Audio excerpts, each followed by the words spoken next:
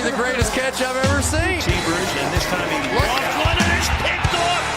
And Brady and Moss hook up great football players, showing why they're great. He's got it. 20, 10. He's got it. End zone. Touchdown Titans.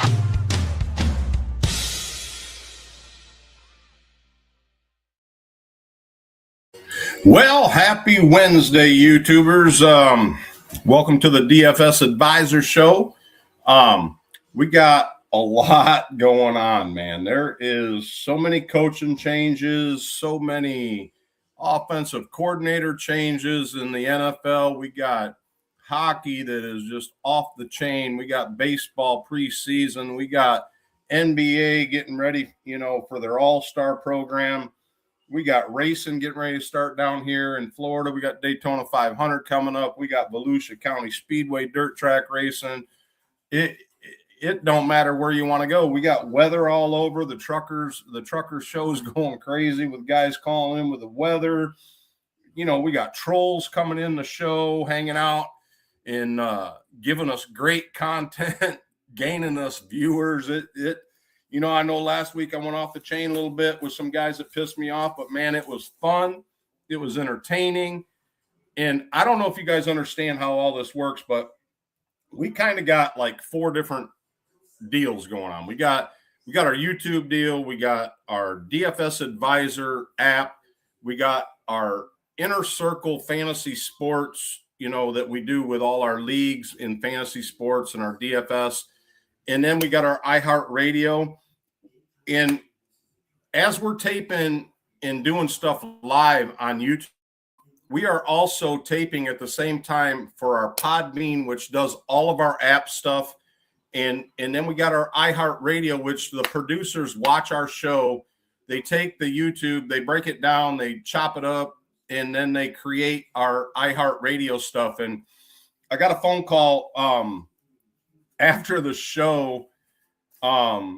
Well, it was actually, the show was on Wednesday night. I got the phone call, I think Friday morning, from our producer, Paul. And he says, Jimmy, he goes, you aren't going to believe what happened, with our viewers. And it went viral, man. I want to sorry for kissing ass. And I want to thank, Trader Clem. I want to thank you. You guys brought some content to the show. And I know that was not your intent. It was not my intent, but man, it worked out. So, we welcome all the trolls from the past. Come on in, chat, hang out. It makes for great content. It helps our parodies. It helps everything that we here at DFS Advisor are trying to do is bring you guys entertainment, bring you fantasy sports, and it's great. So later on in the show, we're going to be doing some more, as Trader Clem says, drama-free. No, we don't want to be drama-free here. We want to bring drama because it pays and it entertains. So we are not only going to do our sports and our fun, we are going to entertain, and however we choose to do that is our choice. So hang out with us. Don't hang out with us, but we are going to have a good time.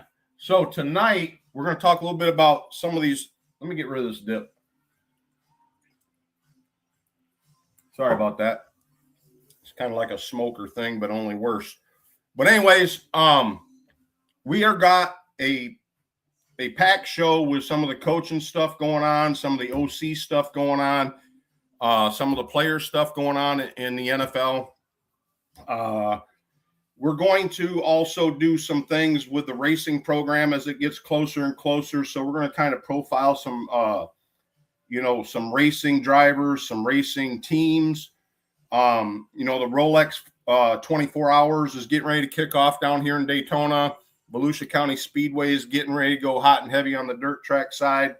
And I want to also announce that I'm going to be on Radio Row for the Super Bowl. So, however, it is not going to be a live show. It will be a tape delayed show. And that will be only for everyone in our app due to some of the license on. But a lot of fun stuff happening. We're going to include you guys So continue to stay tuned to Inner Circle. Primarily, the Inner Circle is kind of the big picture. DFS Advisor is our weekly show content. And then, our trucker stuff on Friday night is getting bigger and bigger. And we got some fun stuff coming up with that. So we're going to start the show off like we normally do with our sponsors. I want to thank Premier Properties, Steve and Nikki. Always want to thank you guys for everything you do for DFS Advisor and Inner Circle.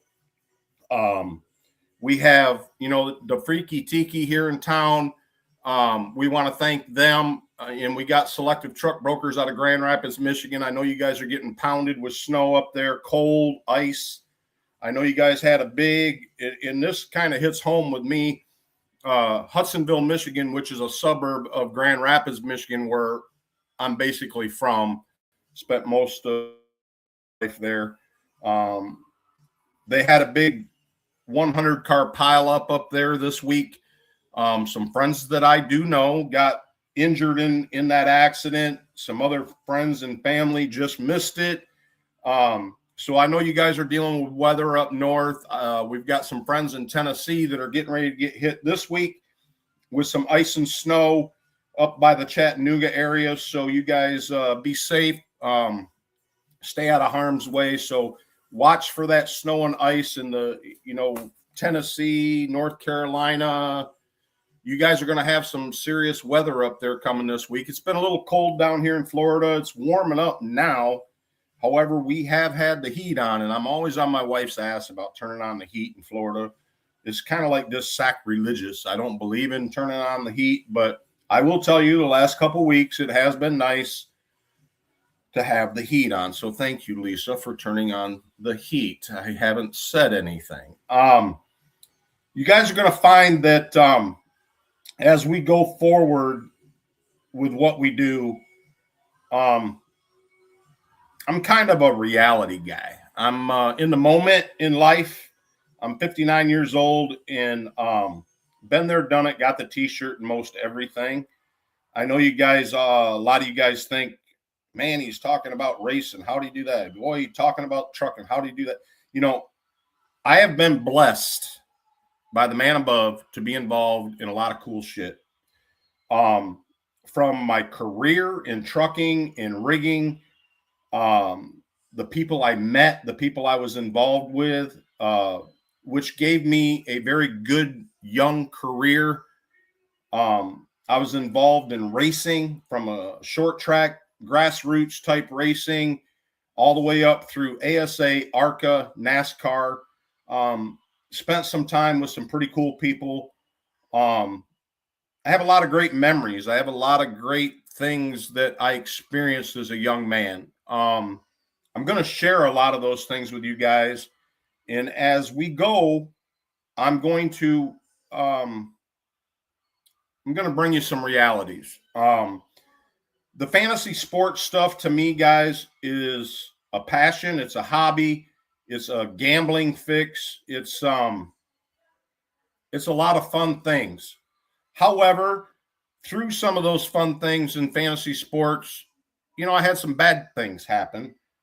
And we're going to expose those and why they happened. We're going to expose the people behind the curtain in a lot of those things. And, a lot of these trolls, a lot of these people are a little pissed off. Talked to a good friend of mine in Tampa that's big into radio, big into podcasting. And he said, man, if you're not getting trolls, you're not getting, a lot of the stuff we do on the app and on our iHeartRadio. We have a lot of text calls. And you get a lot of crazy people texting you, calling in to the show. And it's going to take some time for me because I'm pretty raw. I like to kind of bite back when people piss me off or people get under my skin. And he T-Crash says something to me this week. He says, Jimmy, he said, you are going to get that. And if you aren't getting it, you're not doing good. And I took that home with me on the way home from work. And I thought, he's right. You know why all these guys are calling in, trolling me, and calling in with all this stuff? Because A, they don't want to get exposed for all the bad stuff they're doing. The all under the table stuff that they're doing. They don't want how they are as a person, as a friend. They don't want it exposed to the public because a lot of them are trying to go public and they'd like to be kind of like almost that D word almost came out. They kind of want to be politically correct in what they do. They want to please everybody so they can make money off everybody. They want their followings to be everybody. Here at DFS Advisor, we don't want the politic correct. We don't want everybody. Inner circle means something. Small circle. I'm not about getting big. I've been big. Don't really care for it. What I like is loyalty. What I like is friends that are true friends, not fake friends. Anybody can have a whole lot, and for a whole lot of reasons. We at DFS Advisor and Inner Circle Fantasy Sports, we want loyalty, we want integrity, and we want to have fun. I could give a shit less about making money. Money's not a big deal to me. It means nothing. You look at the way I live my life, I've had money. I've had lots of money. You can talk to anybody that knows me. Jimbo's made a lot of money in my time. Spent a lot of money. Blowed a lot of money. Money don't mean nothing to me. I got sponsors. I got friends that breed life into this program because they believe in me. They believe in my vision. They believe in the people that I surround myself with. Call me the garbage man these days because I'm real used to taking out the trash for the last few months, and I'm going to continue to take out the trash, and I'm going to continue to expose people in fantasy sports. So, with all that said, if you guys want to get involved in the app, the only way to do it is call my cell phone. If you don't have my cell phone, you better get with somebody or get with me if you want to get into the Inner Circle Fantasy app. If you want to get into the iHeartRadio, the only way to get into the iHeartRadio, you want to know what? So many people are trying to figure out where my iHeartRadio is, how it works, and what's going on with it. Call me. Call. It's the only way you're going to get there. We have had so many issues after everything we've been through this last year with people trying to throw roadblocks up, people trying to get involved in, I don't know what you want to call it, either throw roadblocks up to impede how I'm going forward or whatever. And I've hooked up with some great people that have showed me how to keep those people at arm's length, and it's working. And the people that are enjoying our services and enjoying our content and enjoying our fun, they know how to get there. So all you trolls out there, you don't know how to get there. And I promise you, you won't get there because we have put things in place to keep you from getting there. All right, let's get into some fun stuff. Breaking news tonight, Brian Flores, DC, defensive coordinator from the Vikings, signed an extension. I know a lot of people had him on their radar for head coaching positions available, and there's a lot of them in the NFL right now. In fact, filling more slowly than offensive coordinators, special team coordinators. These guys are really sitting back trying to decide who's going to come in and head coach because there's not a lot of guys. When you take and fire some of the NFL coaches that have been fired this year, you better be real sure who your replacement is going to be. And if you look at the field, there's not a whole lot of better out there than what you just fired. So it's going to be a very slow process, in my opinion, on the head coaching stuff. I think this week you're really going to see the dominoes fall with the OCs, the offensive coordinators. And we can go ahead and just and start with this one right here. All right. And which really amazes me, because I really thought this dude would pursue a head coaching job. He got so much flack at the podium all year long, and I, for one, thought he'd been fired way sooner than he was. Mike McDaniel has been interviewed by everybody for head coaching job, for OC jobs. I mean, he's probably got more frequent flyer miles than anybody in the U.S. right now. This cat has been all over the place. And he just landed himself out there. And Sarah, I know you're a big Chargers fan, so you now have Mike McDaniel. We'll see how he performs at the podium. He probably won't get a whole lot of time at the podium being an offensive coordinator, but I think this is a great landing spot for him. A lot of people wanted him to come to the Bucs because they have a vacancy at OC. A lot of people wanted him to go to Philadelphia. But I honestly think under Jim Harbaugh, this is a good spot for Mike McDaniel. I think this can groom him. I think he has great players to start off with. I think he will be great for Herbert as a quarterback. I think he will be great for Hampton as a running back. I think look for their offense to be a little bit more explosive. If Jim Harbaugh gives this dude any type of rope to hang himself, it will be a good thing for the Chargers. I really, really think this is a great landing spot for him. I think there was a lot of things in play for him to go to California. His wife is from California. His wife is licensed in the medical field in California. That's where some of her family is. So a lot of things kind of went into this decision for him to go to California. I think this is a great spot for this dude, and I think this is a great move for the LA Chargers. Look for the Chargers offense to be leaps and bounds better than it was last year. Now, I really didn't want to start the show off with that. I really wanted to start the show off with this.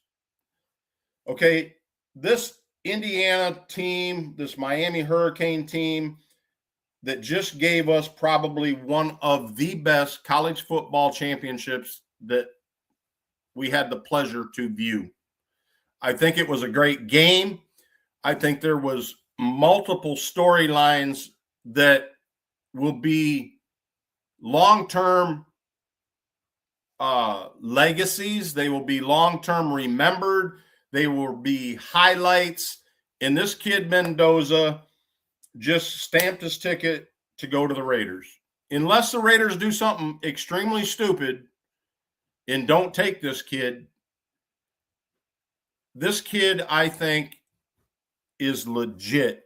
If you look at everything he did throughout the season, everything he's done throughout his career, this is the underdog storybook Cinderella story in college sports, guys. I mean, you could probably pull up some college basketball stories, some college, sports stories, but this one takes the cake to me. I feel this Mendoza kid is probably one of the best quarterbacks in college football that we've seen in a long, long time. And what Indiana as a team did this year is storybook, Cinderella-ish. It is a great story, and it played out on the football field in Southern Florida. And to me, I don't know, I can't remember a college football game that I enjoyed more than what I saw. So the NCAA in college football in the new BCS playoff format has exceeded everybody's expectation. these are two teams that nobody, I don't have the odds, but I think like for Mendoza or Indiana to get there, it was like 1,000 to 1. If you made bets on this Indiana team before the season started, you are a rich person right now. Okay. Some of these bets were just astronomical with what people made off Indiana this year. So with that said, I had a great time watching this game. I think everybody that did watch it was probably some of the entertainment. What the NCAA does and college football does, do they go to 12 teams next year? I think it's going to stay exactly the way it was this year, next year. But I do think there's talk of going to 12 and even going to 24. I think 24 is a little much for college football. I don't think it's as supporting as college basketball to go to 24, but I think 12 is a good move. And I don't think you'll see it next year, but I do think you'll see it the following year, going to 12 teams for the playoffs. And so hats off to Mendoza. I am super excited for the Raiders to get a hold of this guy. I think he will be drafted number 1. I think he will be a Raider next year. Bobby Knight and what he did at Indiana from a basketball perspective, and now what's happened to Indiana. I was reading something. Indiana's got the highest living amount of people, alumni, than any college in college sports. That's huge. Bloomington is not just your run-of-the-mill Big Ten Northern college. It is now going to be cemented is a place for these players to want to go. Star, not 1 5-star on this football team this year. And to go and win a championship without that, that's huge. So for all the NIL naysayers, which I am one of, this played out this season to be huge. And if you look at Mendoza's track of how he started in Southern Florida playing football, how the Miami Hurricanes turned him down, and how he went to Cal, how he went through his walk to get to Indiana, it's just amazing. And I think the NIL is good for college football if they tweak it. If they do some things to get it on the timing level, I think it's great these kids can make money. I just wish that the timing of the transfer portal changes and the timing of how they allow them to do that. I think if they tweak it and do the Nick Saban thought process, I think Nick Saban should be a big talking head in college football because he's got some great points, some great ideas, and I'm really looking forward to college football going forward. Well, I'm on college football. I'm going to talk probably about my number 1, my biggest target in Devi. This kid, Keenan Sadiq, tight end of the Oregon Ducks, is a beast. This dude could be a running back. This dude could be a wide receiver. This dude is an awesome tight end. And if you have a chance to pick him up in a Devi league, now he's going to be a rookie in this draft. I would not put it out of the realm of being a first-round draft pick in the NFL draft. This kid is a freak, and this kid is going to make a difference on an NFL team going into this year. So if you're into tight ends, if you are in any type of fantasy leagues that are, 2 tight ends or tight end premium, this guy needs to be on your target list. So we'll be talking a little bit more draft later. We talked about Mike McDaniel. You can get rid of that. All right, let's talk about my Bucks. And I know you guys are sick and tired of me talking about the Bucks, but with my newly acquired in hard work media credential, got it, has really pulled me in to get the Bay Bucks. And this week, we'll start off with what they have done. We're going to talk a little bit about what they need to do and what is getting ready to happen probably before Friday. But they have already addressed one of the biggest problems they had, and that was special teams. Now, I'm always, and I think a little bit it's about because I'm such a college football guy, that I'm into young talent. I'm into, being an old guy, you think maybe I'm into old school and the old guys, but this dude kind of reminds me of Pete Carroll. He kind of comes from that cloth of experience, age. This dude's got 29 years in the NFL, 29 seasons in the NFL. This dude is 72 years old. Chews more bubble gum than Pete Carroll. Just left the Steelers and is going to now be the new special teams coordinator for the Tampa Bay Buccaneers. Welcome to Tampa, Mr. Smith. Now, down here in Florida, you get a lot of Mr. and Mrs. This dude deserves all the respect in the world. So, Mr. Smith, I'm praying that you turn this special teams. This was a big problem with the Tampa Bay Buccaneers this year was their special teams. Their special teams cost them a lot of games, cost them a lot of problems. So I'm looking forward to what this cat can do at the age of 72, 29 years, 29 seasons in the NFL, comes from a great, great fabric of winning. And I think he will do a good job. So I give Jason Light all the accolades on this. I don't really think Todd Bowles had much to do with this hire. I think it was all Jason Light. So I'm looking forward to this in Tampa Bay. So welcome to Tampa. Now, moving on from him in what has not happened yet, I'll start off with what the majority of people probably think. All right. Brian Callahan just got fired from the Tennessee Titans. He has interviewed already with the Bucs. He's interviewing again tomorrow with the Bucs. This dude has head coach experience, not all that great in Tennessee, didn't turn out all that great. Spent some time, in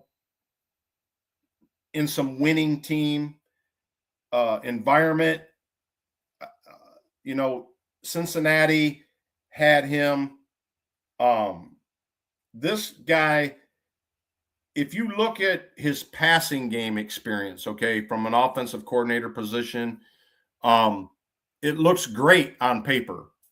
Everything about him looks great on paper except for this year's stint as a head coach at the Tennessee Titans. Okay, how much stock are you going to put in that?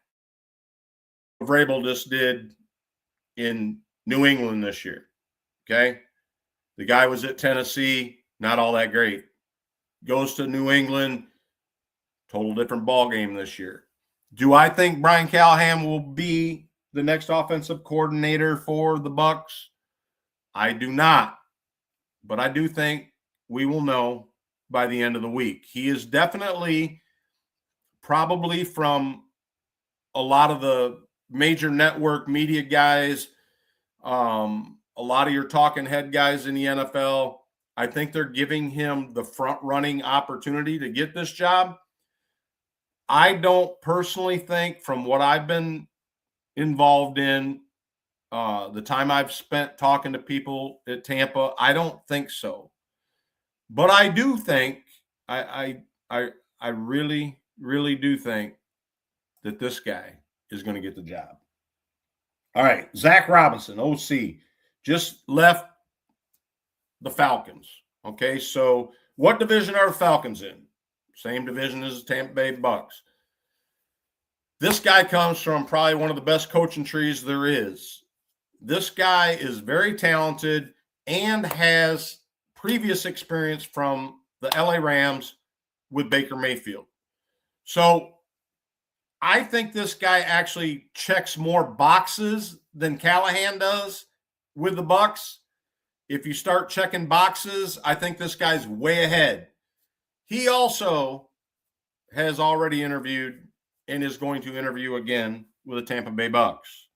So this is my pick for the OC for Tampa. I think he is the man that's going to get the job, but he's not the only guy left that possibly is on the Bucs radar. Okay, so now you got this cat. All right, this pitcher kid. Think about this for just a minute. This guy has been surrounded by Joe Burrow, has been around Jamar Chase, has been T. Higgins, C. Brown. This guy has not had the opportunity to call plays as an offensive coordinator, okay? Now, he interviewed back a couple years ago with the Tampa Bay Bucs and almost got the job, but there was a few things going on. This is pre-Baker Mayfield. This is back when, right after Brady left, and we're looking at Trask as inheriting the Bucs. Little did we know Baker was coming. So this guy has been around some pretty explosive offensive schemes. I think this guy would be a good fit. I think he would be my number two, even before Callahan. I would rather see this guy get the job if Robinson doesn't get it. For the simple fact of what he's been around, the wide receiver, he started off the quarterback coach. He's spent some time in scheme. He just does not have, because Zach Taylor didn't give him the opportunity to call plays in Cincinnati. That's the only question mark everybody's kind of holding up on pitcher is, does he really have the play calling experience? Well, damn well he's been in all those meetings. Damn well he's been around all of that. And he's probably actually the mastermind behind the scheme and behind how they're going to call plays. He just doesn't call them. So this would be a lateral move for him. I'm glad to see the Cincinnati Bengals are actually giving this cat an opportunity to leave the Bengals. He would definitely be my second pick with what the Bucs have been looking at. Now, they've interviewed 8 guys. Todd Monken's been interviewed. They've been through the gamut. Mike McDaniel was interviewed, and we now know he's gone to the Chargers. Monken, we really don't know, hasn't been announced. We probably got the big gut feeling he's going to go with John Harbaugh to the Giants. We don't know. So this would be my second choice. I wish all these guys the best of luck. And I hope Tampa Bay makes a decision this week, which everything I've heard, they're supposed to.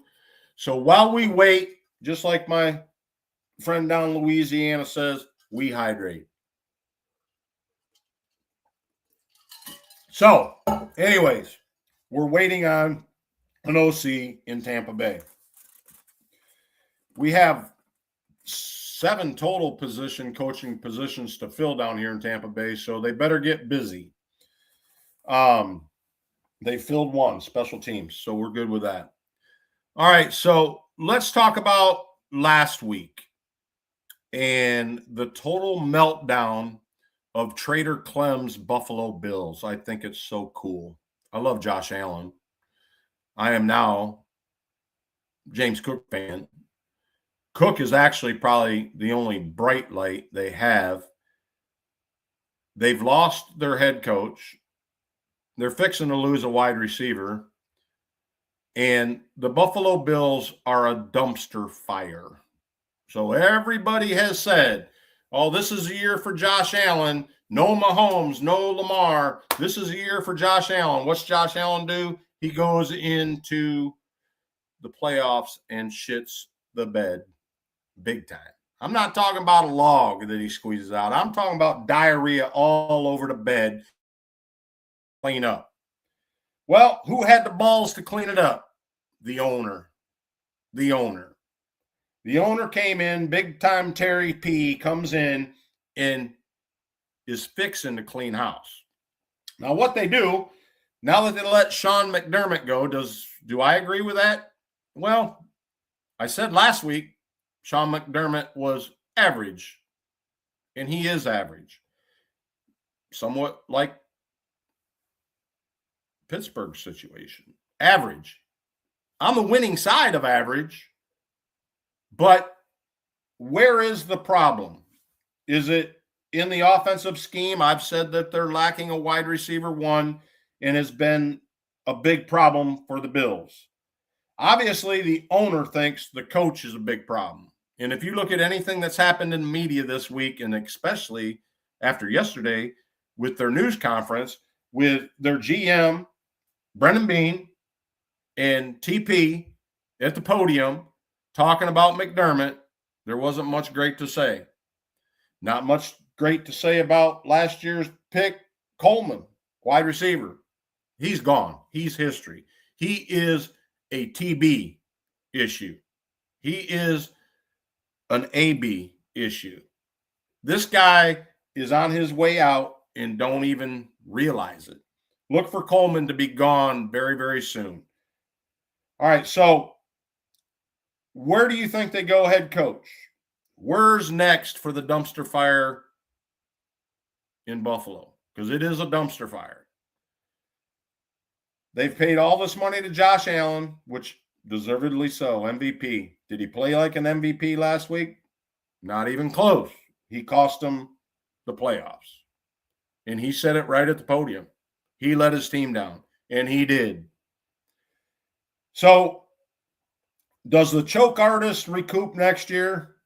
Maybe with the right head coach and maybe with a little bit different offense. You think Joe Brady, their OC, is capable of coaching that team from a head coach standpoint? I do. I like that pick. Do you think Brian Daboll, reunion style, coming off the Giants firing, do you think he makes a reunion and comes back to the Bills? Possible. I would have thought he already would have took a head coaching job. So maybe he waits it out. A lot of people thought Harbaugh should have waited. All the talk in the media about, can he get out of his contract with the Giants? He don't want out of his contract with the Giants. It's going to be the best place for him to play football the last 2-3 weeks. So Brian Daboll or Joe Brady, offensive coordinator to head coach, I think that's your two front runners for this job. I don't think anybody else has a chance to get it. I think Joe Brady has proved himself as an offensive coordinator. I think he would be the best option to breathe some new life into a dumpster fire. He's the guy coming in with a fire extinguisher. Brian Daboll, does he come? Head coach? Maybe he'll take over offensive coordinator job. I don't know. He did a good job with Josh Allen while he was there the last time. Does he come back? I don't know. We'll see what happens. They got to do something. I think this team is not in a hurry. I think it is a very sought-after landing spot for a head coach. So it's either him, Joe Brady, or it's him. I think those are the top two running spots for this head coaching position. And after all that said, I think that'll get handled first because this is just a sideshow. But this kid is a bad apple. He is garbage. He is a locker room problem. He is take your shirt off in the end zone and walk off the type of field guy. I don't even know if anybody would give up anything more than a 6th round pick for this guy.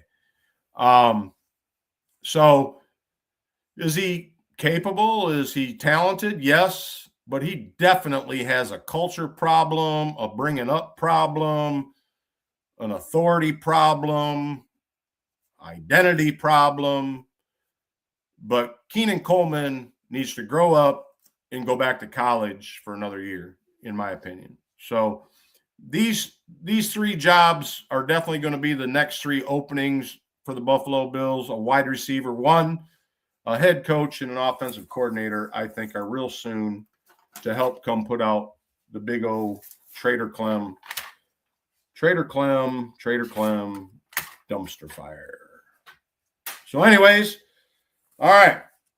So now we're going to do a little quarterback fun fact. But before we do, I want your guys' take on this coaching change that came out of the front office of Green Bay. And I know, Dan, my brother-in-law, you're a Green Bay guy. You just lost the front office guy. But I think you're getting ready to lose your backup quarterback also. I think Malik Willis, before I put that back up there, I think Malik Willis will be the next starting quarterback, and that's a Jimbo's hot. Let's just do it now. Jimbo's hot take is that Malik Willis will be the starting quarterback in 2026 for the Miami Dolphins. So put your money on it. Call me a freak. Call me an idiot. Call me you're out to lunch. But Jimbo's hot take, they lose their backup quarterback who has filled the shoes for Jordan Love many times, has proved himself way leaps and bounds above when he was in Tennessee. This kid deserves a chance, and I think the front office guy that just took the Miami Dolphins job as head coach has the balls to go get Malik Willis to come down and save the day, and Tua will be on his way and out of Miami. Jimbo's hot take of the week. So take it or leave it. All right, so back to what I thought was a fun fact, quarterback-wise. 2018 NFL draft went this way. Check this out. I didn't really know this was the order of these guys, really, until I did some research. Baker Mayfield went number 1 to the Cleveland Browns. Sam Darnold went pick 3 to the Jets. Josh Allen, pick 7. Josh Rosen never did jack, pick 10. And Lamar Jackson all the way down there at pick 32. Kind of a fun fact if you look at it. And so, just throw Josh Rosen out of the conversation for a moment, and you look at these other 4 quarterbacks, okay? Baker Mayfield took Cleveland to a playoff. Sam Darnold has had just an out-to-lunch career up until last year in the Minnesota realm of things. We're going to talk a little bit more about Sam Darnold a little later in the show. We know the accolades. We know the MVP. And we know the dumpster fire where Josh Allen went. I think there was a whole lot of teams, especially those 2 above, that didn't get Josh Allen, didn't get Lamar Jackson. Look at that. Lamar Jackson, pick 32. Can you believe that? Bottom of the first round. Unbelievable. If you look at, 2 MVPs he's got, and he went pick 32. I just thought this was a fun fact to kind of reflect on, look back at how the 2018 NFL draft went. So don't ever put out some of these quarterbacks that you think might not be or should be at the time of the draft. That's just kind of a crazy fun fact to look at to me. I think it's kind of entertaining. But so with that said, because Sam Darnold was in that talk, let's talk a little bit about Sam Darnold. Okay. Who has, out of the playoff teams that are left, okay, the playoff teams that are left, who has the most to gain out of the remaining 2025 season? I'm talking the Super Bowl. I'm talking about the championships that are coming our way this weekend, the Super Bowl coming up. Who has the most to gain as a quarterback? Is it Bo Nix, which is not going to play? We got Stidham that's going to play as a backup. He's going to start. You got Sam Darnold, Matthew Stafford. We got Drake May. And what do you guys think? Who has the most to gain out of those 4 quarterbacks? Those hot takes, I think Sam Darnold has the most to gain. he has the most to prove. He has the most to lose. I think if this kid can get to the Super Bowl, number one, and then win the Super Bowl, number two, I think will solidify him in as making all the right moves up until this point. Yeah, he's crashed and burned more than once. He's had his stints of seeing ghosts, whatever you want to call it. If this dude can get to the Super Bowl and take that team to a Super Bowl win, I think he has the most to gain. I don't see Bo Nix playing, so he's not going to gain much. However, what he did do this year, getting the Broncos where he got them, Stidham obviously has nothing to gain except maybe a starting position after getting to a Super Bowl or winning a Super Bowl, a Nick Foles type of story. That is possible. Okay. Drake May. Now, okay, I think the best accolade he could get is he was the best quarterback in that draft and he wins the MVP. I think that's the most he gets to gain. Okay. Now, Matthew Stafford, a little bit different deal. Wins the MVP, gets his second Super Bowl, the storybook of being a loser in Detroit, the trade, with Goff and where he ends up. I think the bigger story and the bigger gain is Sam Darnold, simply because he has more years in him and has more to gain than Matthew Stafford.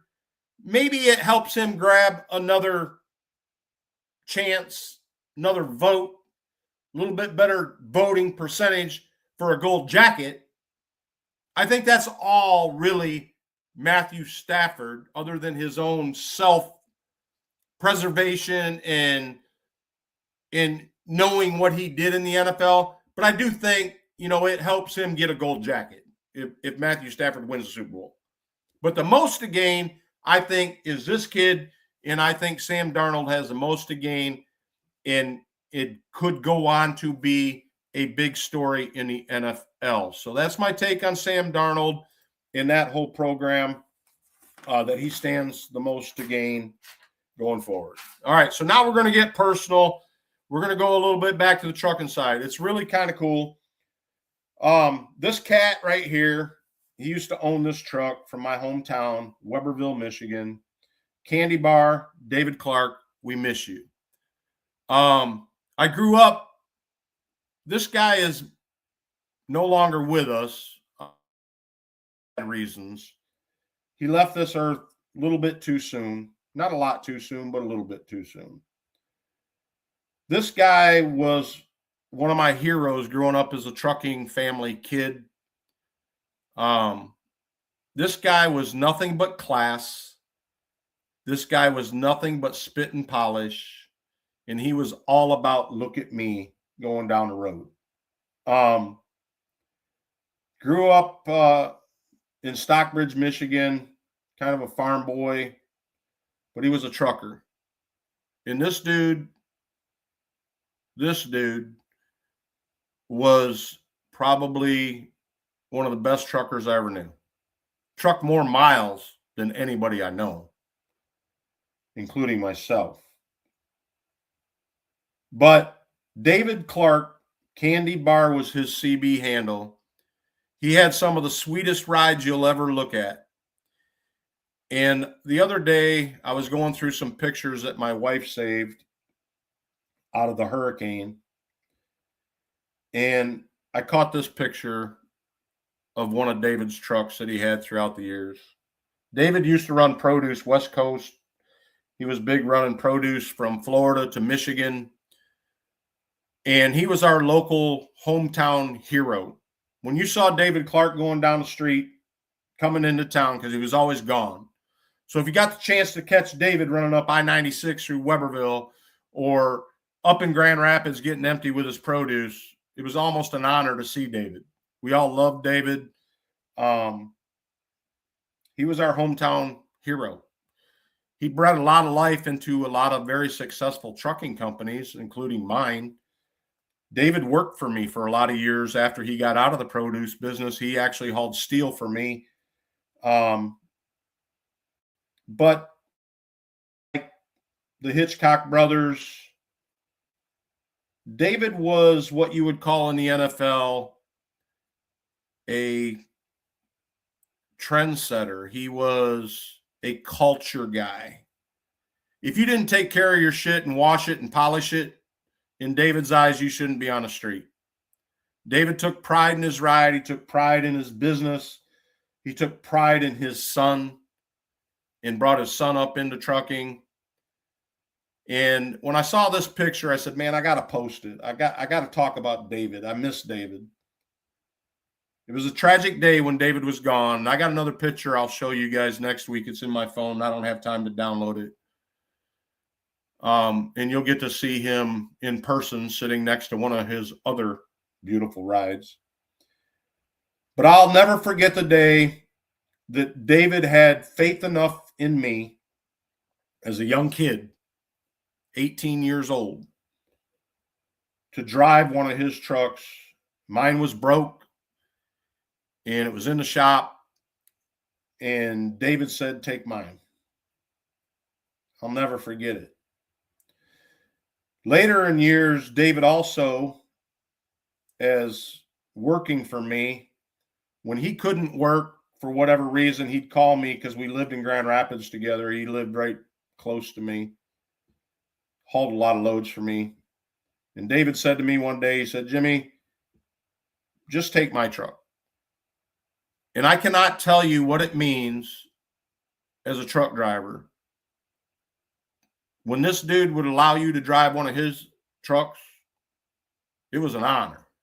And you can ask Brian Hitchcock, you can ask Brad Hitchcock, you can ask anybody up there in Weberville, Michigan, how many times David would let you drive his truck.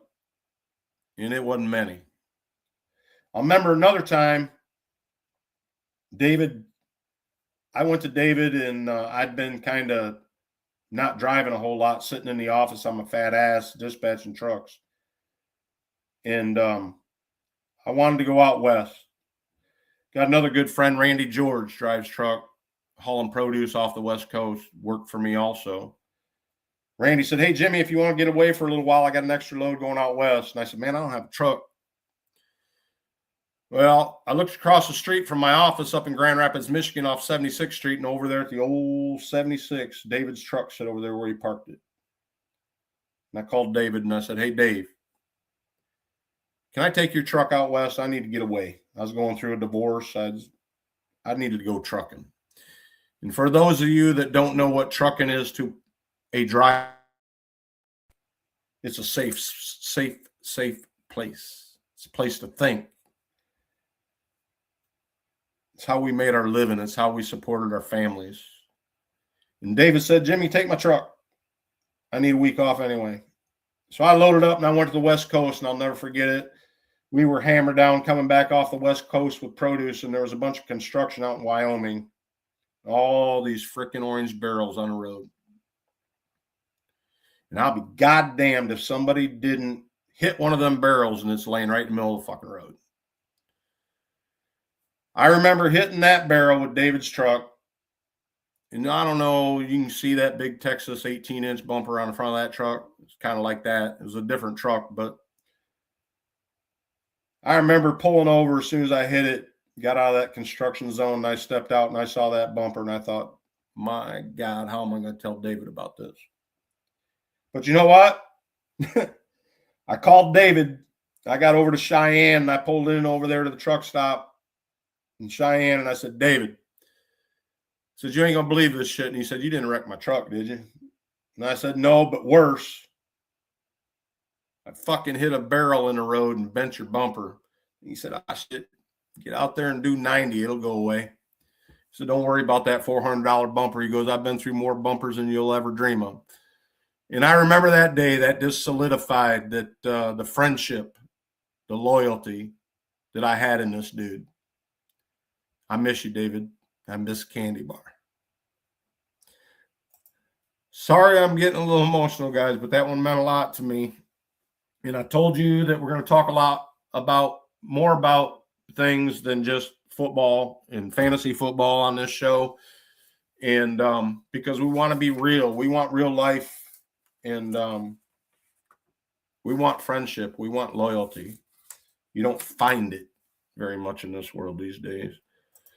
Okay, another thing we're going to talk about, this cat right here. She's cool. She's collective. She's good looking. She's had her stint in NASCAR. She had some great opportunities. They didn't produce a whole lot.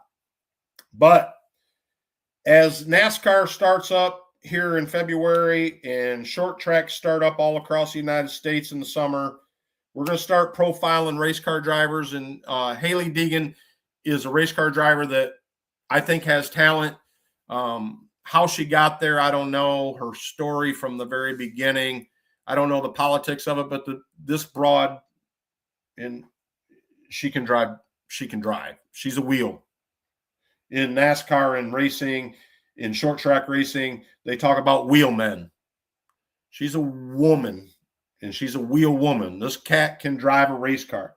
She's got people behind her. She's got sponsorship behind her. She's going to have a full-time ride this year with the ARCA West Series. She's got some great sponsorships behind her. So I look forward to Hailie Deegan getting back in the seat, getting going again on some of them West Coast short tracks. So if you get out to some of your short track paved tracks, look her up, make some ARCA West Series. There's some great racers in this series. So hats off to Hailie Deegan for scoring this ride, and we'll be profiling some more drivers as we get ready to start the 2026 racing season. All right. Where are we at next? Did we talk about – yeah, we talked about Brian Flores. All right. I want to just touch back on this on the breaking news tonight with this. A lot of guys had this guy as head coach material. Okay, we know about the lawsuit with the NFL. We know about all the drama that came out of, Miami. We know about how the NFL does their job, with you got to interview, a minority and yada, yada, yada. I was scrolling through some posts that Brian had made last week, and again, it goes back to loyalty. This guy put out on all social media, put out to everybody in the NFL, everybody in the media to see. He made a post last week that said, you know what? I don't need a head coaching job. Loyalty, commitment means more to me than money or being a head coach. And so what's this cat do? He gets extended from the Vikings, rightfully so. This guy is probably one of the best defensive coordinators in the NFL. His time will come again. He will get into head coaching in the future. But I am so glad to see Brian Flores take the defensive coordinator job for Minnesota. They had a great defense this year. I think he will be great for Minnesota next year. And I'm glad that he stuck to his guns and said, I'm taking a job out of commitment and loyalty. Loyalty. You're going to hear Jimbo's talk a lot about loyalty this year because to me, loyalty, integrity is probably one of the most treasured things that you can have from a coach, from a friend, from a spouse. And I've had a lot of people break that loyalty with me this year. So we're going to talk about that, continue to expose people, and we're going to have a good time with it. All right. We blasted through a lot of that. Don't forget about our parodies. We got a couple other parodies going on that set the world on fire last week. This is one of them. I'm going to let you guys guess between this one and this one of who the real, and I got a big gift to give away for this. If you guess this one, I want to know who you think in real life these two are and who in real life these two are. Last week when I posted this, it pissed off a whole lot of trolls. The week before, when I pissed off a couple other people, but they're not even close. So it's kind of cool how the producers of our parodies are taking off with some of this. What happens, guys, just so you know, with these parodies, it started off with me with the Dollsville parody. That was 100% a parody for Ballsville, and it went over huge. I mean, it was such a great time. It was great participation from my standpoint, from everybody that played all the parts. It was great. It's gotten so fun and so big that I've just turned it over to people to do. I give them, I go in, and when I want to do a parody, I just go in and say, this is my idea, and this is what I want you to compare it to in real life. This is my idea, and I want you to compare it to in real life. This one here is an AI deal. You know, if you watched any of my shows early on when I started doing podcasts, we talked a lot about AI and its place in football, its place in real life. This one is a big time AI one, which everybody last week was so off base with this one. It's so funny. But anyways, those are our next two parodies that are coming. You'll see those. This one here will probably break right after the Super Bowl. And this one here will break right around draft time, NFL draft time. And so if you're interested in them, the only way you can see our parodies is on the Inner Circle app. So a whole lot of people want to get their eye on those from a troll standpoint.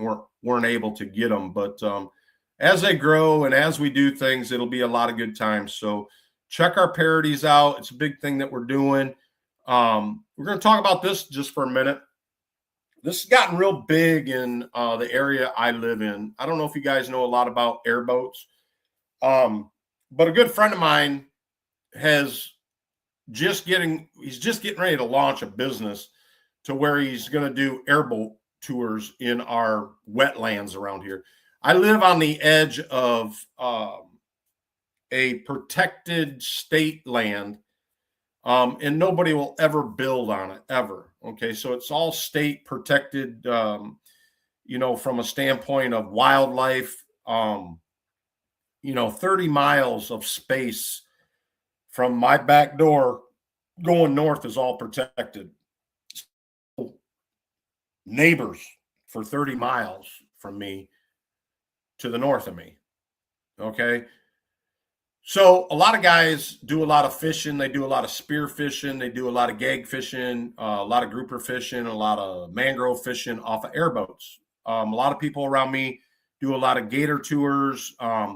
So a good friend of mine, Steve, is getting ready to launch a business, airboating, where he takes people out to look at alligators, to look at sunsets, to look at swampland, to look at a lot of the property around here, wildlife around here that people don't ever get a chance to see. So even me, having a boat where I live, I can't get to a lot of the places this type of airboat can get to. So if anybody is interested, look me up. I can get you hooked up with Steve, and you guys can go check this out. It's real cheap. It's a great weekend ride. It's a great Saturday afternoon gig. If you want to have a lot of fun, see a lot of wildlife you'd never get able to see in the wild, these guys pack lunches, they take you out, and they have a great time. So airboating is cool. It's kind of dangerous. Not this type of airboat, but single seat airboats that are real souped up, and guys that drive them, like race cars, they can be dangerous, but they are a load of fun if you've never been on one. So from a standpoint of a tourist situation or a tour guided situation, you don't have to worry about all that danger. These guys, they'll take good care of you and have a good time. So airboating is real popular where I live. It's kind of like a Louisiana type area. We have the Gulf of Mexico, Gulf of America, whatever you want to call it, depending on your political views. But anyways, you want to get into airboat and you want to go for a great ride, give me a call, give me a text, give me a DM, Jimbo's Bimbos on Sleeper, and I can hook you up with that. All right. So one of our last things we're going to talk about, trade. So I know a lot of you commissioners are about ready to throw in the hat. You're sick and tired of crybaby people in your leagues that bitch about everything under the sun. You're tired as players, as owners, as managers of getting talked down to, getting treated like shit by all these commissioners that have power trip attitudes. And everybody just says, you know what? I'll get the payouts out when I get them out. I'll get them out when I got time to get them out. We got payouts going on. We got renewing leagues going on. Commissioners that think they're going to get rich with their collective leagues, with their bracket leagues, with their guillotine leagues. You got all this different type of thing happening. Well, guess what the best time is right now? Is to take advantage of your leagues that have rolled over from a dynasty standpoint, from a Devi dynasty standpoint, and they're allowing you to trade in this offseason before the Super Bowl, before the NFL draft, and they're allowing you to trade like great leagues should let you trade 24 hours a day, 7 days a week. Who are you trading for? Who are you getting rid of? Who are you offloading right now while their value still has a decent value before it plummets when the next rookie comes in to take over their spot, or the coach lets them go, or they're becoming a free agent and we really don't know where they're going to end up and we don't know where they're at. So some of your best time to trade in fantasy is now. Trade. Some of your best value in fantasy trades happens pre-Super Bowl, pre-NFL draft, happens now. So get in your leagues that have renewed, have rolled over, and pay your dues. I don't care if you're paying in guys 26. If you don't have a 1, 2, 3 pick for 26, and even if you do, the value is probably lower than it's been in previous years and lower than it'll be in 2027. So don't be afraid to give up that 101, that 102, that 103, that 104. Trade. Start trading. Start building your team. Start thinking about 2026 if you're staying in. So some of you guys that are getting booted out of leagues, some of you guys that your commissioners have thrown in the white towel and said, I'm all done. I'm blowing up. I'm nuking this league. And you're looking to take over an orphan. I know some leagues, not any of the inner circle leagues, because those are all brand new. And by the way, inner circle leagues are filling up fast. We have one Devi league that we're saving to fill, but the other ones are all full. We have one dynasty, we got diamond and gold left. Okay, so the diamond and gold dynasty leagues for inner circle are still left. All the other ones are already full and waiting to draft. One thing you guys need to know with anything you do in dynasty and inner circle, you pay 3 years up front. Okay, so I don't care if we don't do anything less than a $50 league.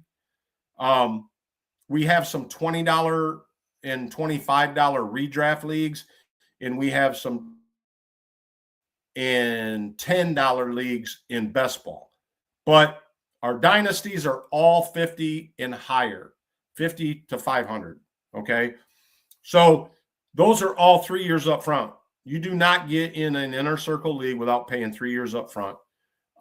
That's just how we roll. That's how we keep our players, make sure that we have active players, and we have people that aren't just out there, trying to get an adrenaline fix on a draft day.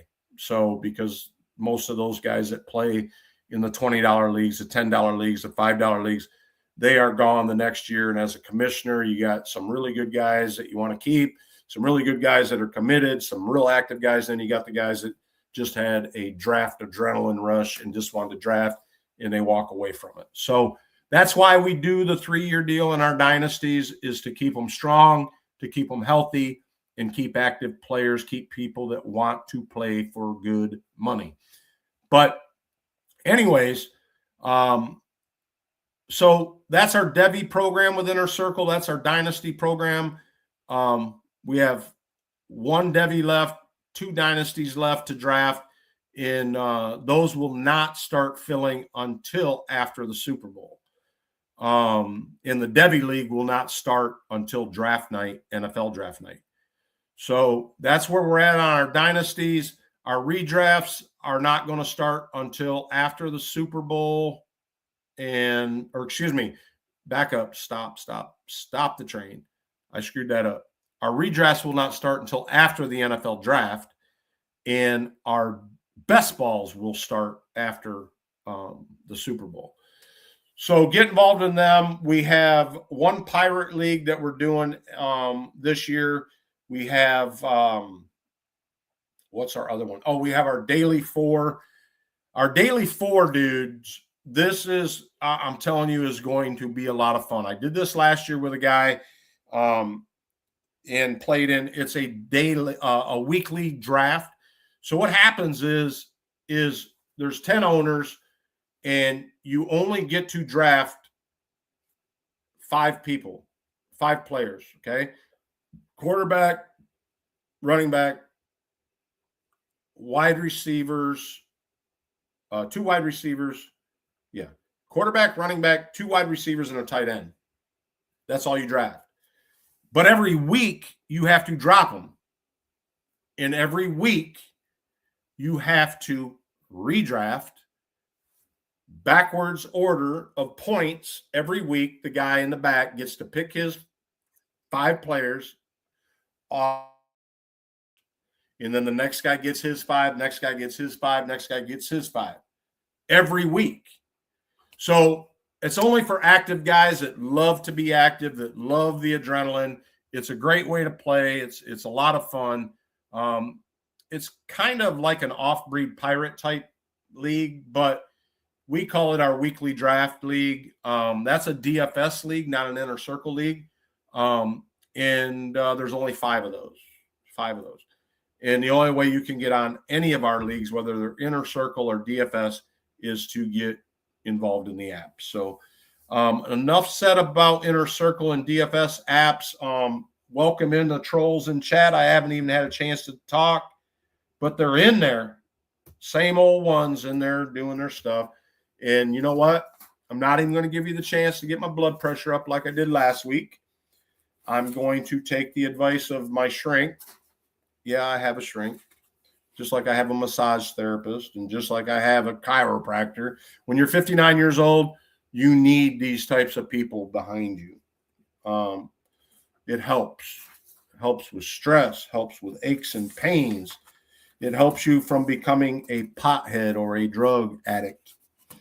And Lord knows there's enough of those potheads that sit around working on family money. Anyway, so that's that. Oh, one thing I wanted to talk about too.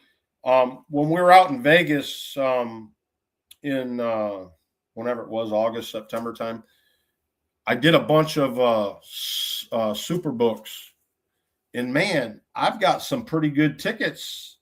I'm going to have to jump on an airplane and go to Vegas and collect because I did pretty good. And speaking of bets, how many of you guys took the Hurricanes to cover the point spread last week? I did and got paid. That was great.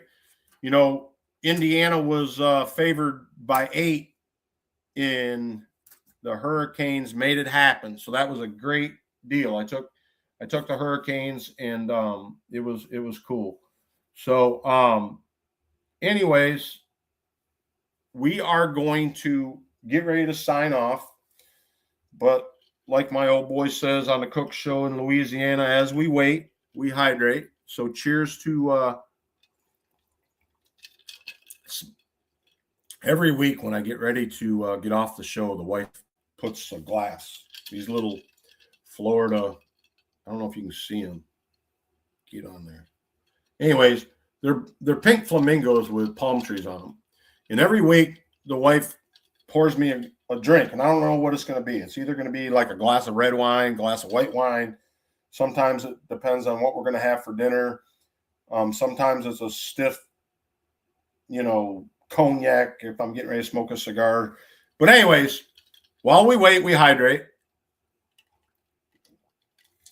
I want to thank some of the newcomers that came tonight. Andrew, I want to thank you for being on the show and viewing the show tonight. Buddy, I know you're going through a real hard time right now, losing your wife. I'm glad to see you out there in chat.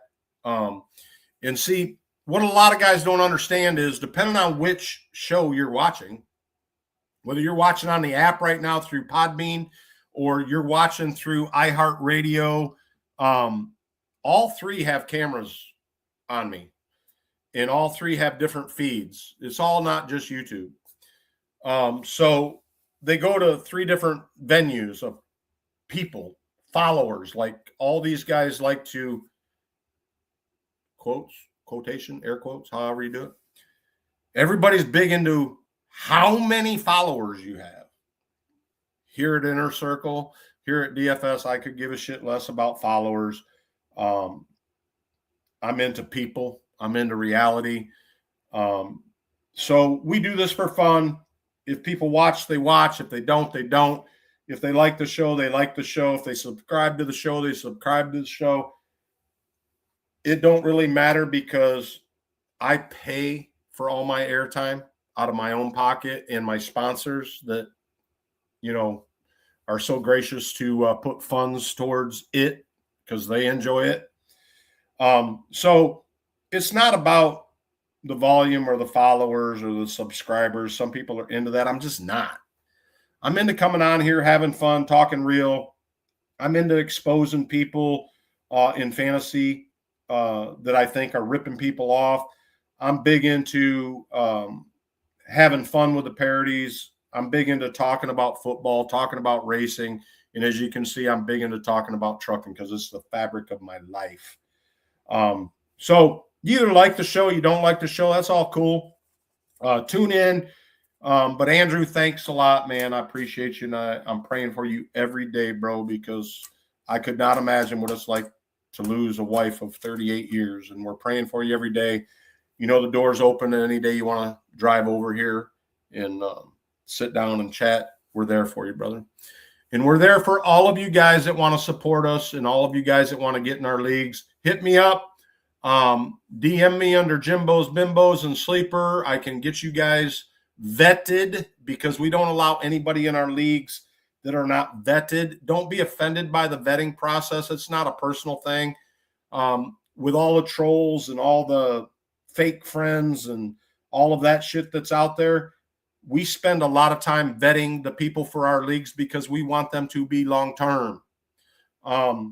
We don't want to get involved in removing people from leagues. We don't want to get into booting people from leagues. We don't like to get into nuking leagues. We don't like to get into orphan leagues. So although I've got a pretty good reputation in orphan, I like taking on orphans, but with the way we do our stuff, in a way I've kind of patented after some of the best leagues I've ever been involved in are not mine as a commissioner. They are lifelong commissioner friends. They are some leagues 12 years. I got leagues that are 12 years, 8 years, 7 years. In the way you guys pattern your leagues, that's how we patterned our Inner Circle leagues. That's how we pattern our DFS leagues because we want them to last. We want to have the same friendships. We want to have the loyalty. We want to have the integrity. I could really give a shit about transparency like a lot of people talk about because you know what? I don't have a bylaws 3 pages long in fine print that you can't read. I could give a shit about bylaws. When you join our leagues, it's pretty straightforward. You can read it in about 2 paragraphs in pinned. You don't have to spend 2 days reading over the rules on how we do our wagering system or how we do our guillotine bracket systems on somebody's fucking spreadsheet. We don't do spreadsheets here, not even on our levies. We don't do spreadsheets. We don't take your money. We don't screw you out of a collective league to make a living. So anyways, with all that said, we are going to skip out. And as you guys have noticed, we have a lot of different type of videos that are out there on our app. We have a lot of different music videos that are out there on our app. Those are there for entertainment. And I want to send out a big thanks to J.R. Lewis.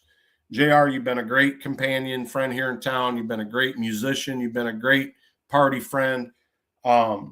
We believe in you. We support you, and thank you for everything you're committed to doing for us. With all that, we have some great plans for doing some videos this year that are going to incorporate into fantasy sports, whether it be basketball.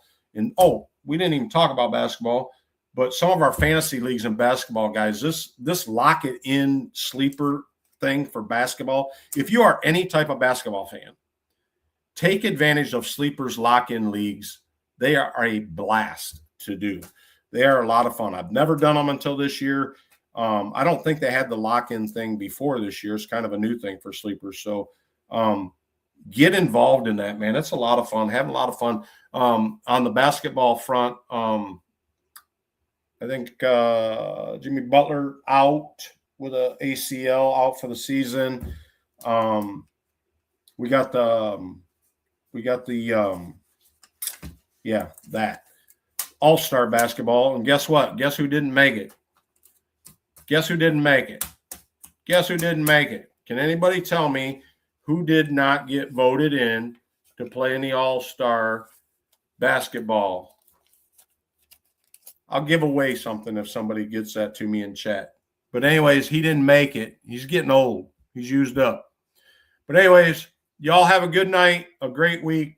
We are going to do – we've been kind of waiting on Jay to do our Saturday thing. Jay's going through some personal problems at home. I'm not making those public because it's none of your goddamn business what he's going through. But it's a tough time for him. We're going to be behind him. We're going to support him. We're going to get him through it. And when he's ready to get back on the air, he will be on the air. Until then, I will be taking over on the Saturday night show. It's still going to continue. And like always, on the Podbean, we got our Friday night show for the truckers. And we'll see you guys all either Friday night, Saturday night, or Wednesday night. Jimbo's Bimbos on Sleeper. And other than that, DM me. We'll see y'all later. Y'all have a good week and enjoy the playoffs because they're going to be fun. They're going to be exciting. We've got a lot of teams in there that we didn't expect to be there. So it's going to be a fun time. We got some weather places. We got some high octane offenses with the Rams. Don't forget about Charbonnet being out. That's a bad deal. I was hearing from a buddy of mine that bet him every week this year on an anytime touchdown, and he's made $3,000 on Charbonnet on an anytime touchdown all year. But he is not going to get that opportunity this week because Charbonnet is out with an ACL also. We got to do something about all these ACLs, NFL. We got to do something about them. Y'all be cool. We love you. See you.